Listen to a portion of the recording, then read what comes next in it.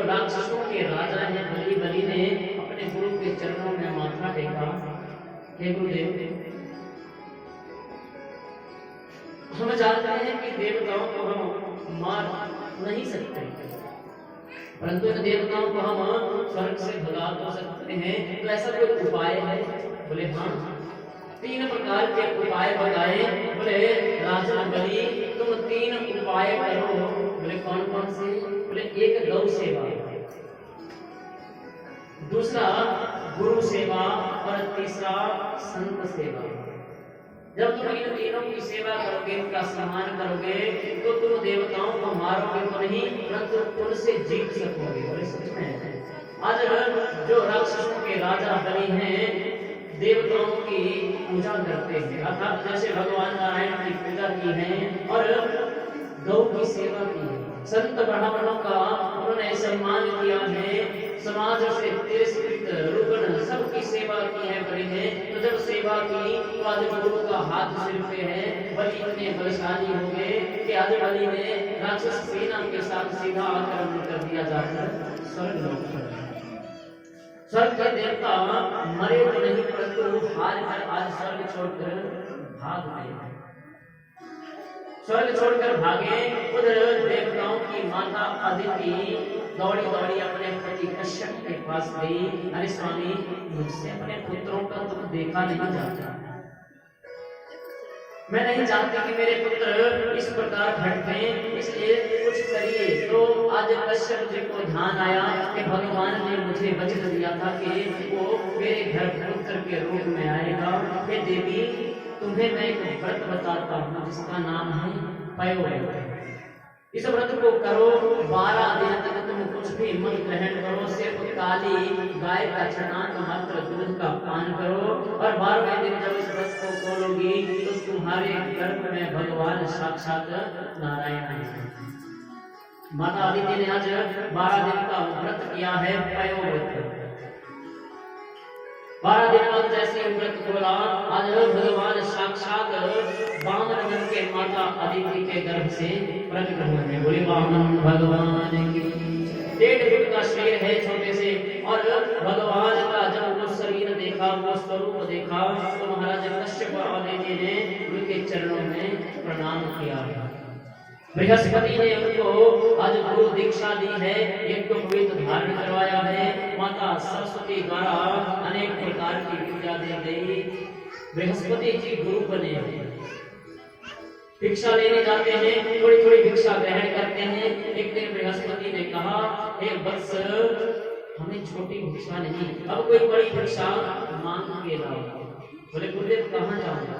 बोले जाओ हरिद्वार में राजा बलि है जो अपना 100वां अश्वमेध यज्ञ कर रहे हैं, उस यज्ञ में जाओ, बलि से कुछ मांग के लाओ।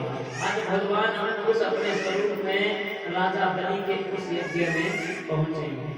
पूर्णाहुति का समय है, पूर्णाहुति फल की पूजा की है। पूजा करते ही जब बलि तैयार हुए, अपने आसन पर खड़े हुए, सामने नजर गई तो क्या देखा? एक छोटा सा ब्राह्मण बालक बलि के सामने, जैसे देखा तो ऐसा लगा साक्षात सूर्य इस धरती पर उतर गए हैं, इतना तेज है भगवान के मस्तक। भगवान को देख के बलि ने देखा, ये तो ब्राह्मण आया है, मुझे इस ब्राह्मण के चरण छूने चाहिए, मेरा तो यज्ञ सफल हो जाएगा।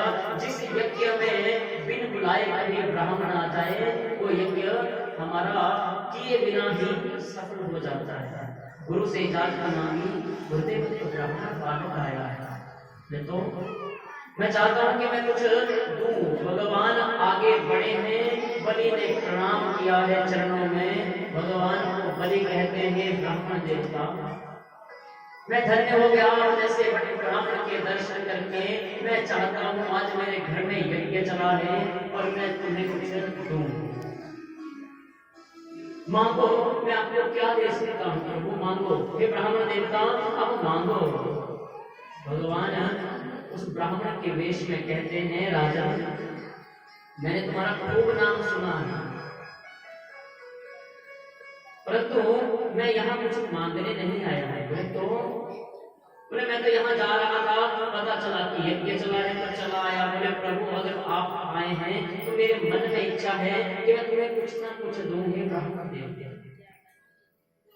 प्रभु कहे कि बलि देखो इच्छा नहीं है, फिर भी अगर तुम देना चाहते हो तो मैं 3 पग भूमि तुमसे दान में मांगता हूँ, जिससे मैं एक जगह रुक के भगवान की भक्ति कर सकूं। बलि कहते हैं अरे प्रभु ब्राह्मण होकर आज तक मांगना भी नहीं सीखा। अरे मैं त्रैलोक्य में मेरा नाम चलता है कि जो राजा बलि है वो बहुत बड़ा दानी है, कुछ बड़ी वस्तु मांगना। भगवान ने कहा देखो बलि मुझे 3 पग भूमि चाहिए और वो भी अपने कदमों से नापकर मैं तुमसे यही याचना करता हूँ।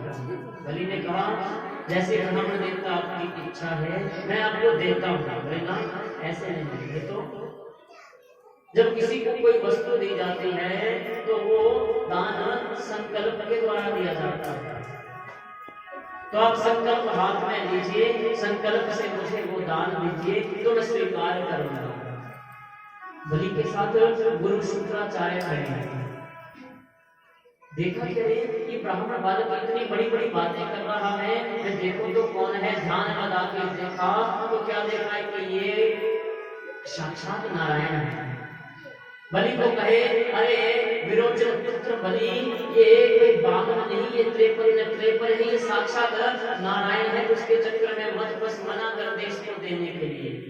बोले नाम गुरुदेव अब मैंने एक बार प्रण किया है कि वैसे दूंगा तो मैं दूंगा ही दूंगा, मैं मुकरने वाला नहीं। आज बलि को शुक्राचार्य जी ने शाप दे दिया, जाओ गुरु की आज्ञा की अवहेलना करते हो, शाप देता हूँ लक्ष्मी से विहीन हो जाओ। शाप दिया है आज और गुरु वहां से जाने लगे। उधर बलि ने संकल्प लिया है, लोटे में जल लिया है, टूटी वाला लोटा है जिसमें टूटी लगी होती है, नाक होती है। संकल्प में कहते हैं कि मैं 3 पग भूमि आपके चरणों से आपको दान के रूप में देता हूँ हे ब्राह्मण पुत्र।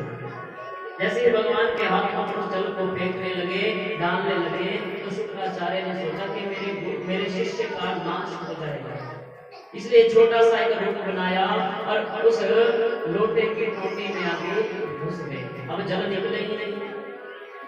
भगवान ने देखा अरे ये तो शुक्राचार्य है, एक कुशा का तिनका लिया और उस टोटी में घुसाकर मारा तो बलि के गुरु है शुक्राचार्य, उनकी एक आंख का सफाया हुआ है, प्रेम से कही रहा है। दौड़े दौड़े भागे हैं शुक्राचार्य, जल आज भगवान के हाथों पे गिरा। बलि कहते हैं कि ब्राह्मण देवता ये संपूर्ण राज्य मेरा ही है, जहां से भी मन होता है अपने कदमों से 3 पग भूमि माप। अब भगवान जब मापने की बारी आई तो अपने शरीर को इतना बड़ा बढ़ाए हैं कि एक ही कदम में इस सारे ब्रह्मांड को नापा और पांव आज भगवान का ब्रह्मलोक में पहुंच गया। इस ब्रह्मांड के सिर को पार किया। ब्रह्मा जी ने कमंडल में उस चरण को धुलाया है, दूसरे कदम में आज भगवान ने इस रसातल सारे 7 नीचे के लोगों को नाप लिया, पूरा ब्रह्मांड जब नाप लिया। बलि ने भगवान के दिव्य स्वरूप को देखा और भगवान बलि को कहते हैं बलि बोल, तूने 3 कदमों का संकल्प लिया था परंतु मैंने 2 ही कदमों में ये पूरा ब्रह्मांड नाप लिया, वो तीसरा कदम कहाँ है? बलि कहते हैं प्रभु एक बात बताओ, मुझे एक बात बताओ कि संपत्ति बड़ी होती है या संपत्ति का मालिक? और इसमें कोई बात कहने की नहीं है, संपत्ति का मालिक अगर होगा तभी तो संपत्ति होगी। संपत्ति का मालिक बड़ा होता है और अगर संपत्ति का मालिक बड़ा होता है तो प्रभु अभी मालिक जीवित है, तीसरा चरण आप मेरे सिर पर रख दीजिए। भगवान ने तीसरा चरण आज बलि के शीश पर रखा है। बलि धरती को पार कर नीचे पाताल लोक में पहुंच गए। भगवान बहुत प्रसन्न हुए, अरे बलि मैंने तो तेरा नाम ही सुना था कि तू दानी है, आज हम देख भी लिया, बोल क्या चाहते थे मांगो, मैं तुम्हें क्या दे सकता हूँ? भगवान को बलि कहते हैं प्रभु आपने मुझे सर्वस्व दिया है, सब कुछ दे दिया है, परंतु ऐसे दिया जैसे वो आपने दिया ही नहीं। अर्थात सब कुछ आप ही का था जो मेरे पास था, मैंने आपको वो वैसे ही दिया है, परंतु संसार में इस बात को मैं जानता हूँ। और संसार में सबसे बड़ा दानियों में नाम आज मेरा आपने करवा दिया है। इससे ज्यादा मैं आपसे क्या मांग सकता हूँ प्रभु? भगवान ने कहा फिर भी मांगो। बोले प्रभु अगर आप देना ही चाहते हैं तो मेरी एक ही मांग है कि मैं जब भी घर से निकलूं आपके उस दिव्य रूप के दर्शन हमेशा करता रहूं। जब भी आंख खोले आपको ही देखूं, आपको ही निहारूं। बोले तब तो मुझे तुम्हारा द्वारपाल बनना है। तो आज पाताल में बलि राज्य कर रहे हैं और आज भी भगवान एक रूप में वामन भगवान के रूप में बलि के द्वार पर पहरा दे रहे हैं। बोले शंकर भगवान की, वृंदावन बिहारी लाल की। उधर माता